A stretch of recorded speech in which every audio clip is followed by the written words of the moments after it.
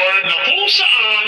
sa ngayon ay patuloy pa rin po ang paglakas ng bugso ng hanging habagat. Gaya po ninyong nakikita at pinaka-apektado po ngayon ang Southern Luzon at Visayas, maging po sa ilang bahagi ng Mindanao at ilang bahagi pa ng Luzon na patuloy pa rin na pinapalakas ng bagyong si Kalinka, na patuloy pa rin ang paglakas at taglay na po ngayon ang lakas ng hangin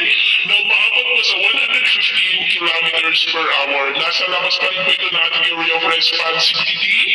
about 1,730 km east of Santa Ana, Cagayan, na kumikilos po pa-northwestward at posibleng bukas ng hapon hanggang gabi ay papasok na yan sa ating area of responsibility bilang typhoon at papangalanan sa local name na bagyong Ferdy, pero dyan lamang po sa northeastern deep boundary ng ating area of responsibility. Lalabas rin po yan at tutumbugin ang eastern part ng China at posibleng lalakas pa yan bilang super typhoon bago po tatama sa kalupaan ng China sa darating po ng linggo ng gabi o Lunes po ng madaling araw. Hindi man po yan mag-landfall sa ating kalupaan ay paghandaan natin ang mas lalakas pa na bugso ng habagat sa mga susunod na araw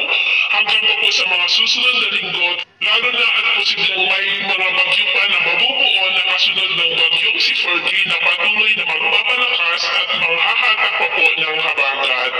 At ito nga po yung pinapakita ng forecast model natin ginagamit hanggang sa susunod na 2 linggo ay posible pa rin ang pamumuo ng mga kasunod na banta ng sama ng panahon sa kanluran at silangang bahagi po ng ating bansa. At sa lagay ng ating panahon, ngayong hapon po dahil sa malakas ng bugso ng habagat ay maulap ang kalangitan with isolated light to heavy rain sa malaking bahagi ng ating bansa mula po sa ilang bahagi ng Ilocos Region,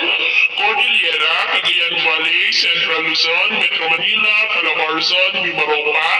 Bicol Region, Western Visayas, Central Visayas, Eastern Visayas, Sulu Archipelago, Zamboanga Peninsula, Northern Mindanao, Caraga, Davao Region at Sorsogon na posibleng magtuloy-tuloy ang mga isolated light to heavy rains sa ilang bahagi po ng ating bansa hanggang mamayang gabi at posibleng may kalakasan na mga pag-ulan sa ilang bahagi, kaya mag-ingat po tayo sa mga banta po ng mga pagbaha at pag-uho ng lupa. At sa ating naman pong mga baybayin, iwasan na muna natin ang papalaot sa na po sa baybayin ng Palawan at Western Visayas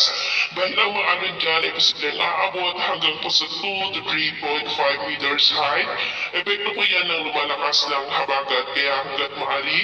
ay iwasan na muna natin ang papalaot sa mga nabanggit na baybayin para po mas makaiwas sa mga sakunang pangkaragatan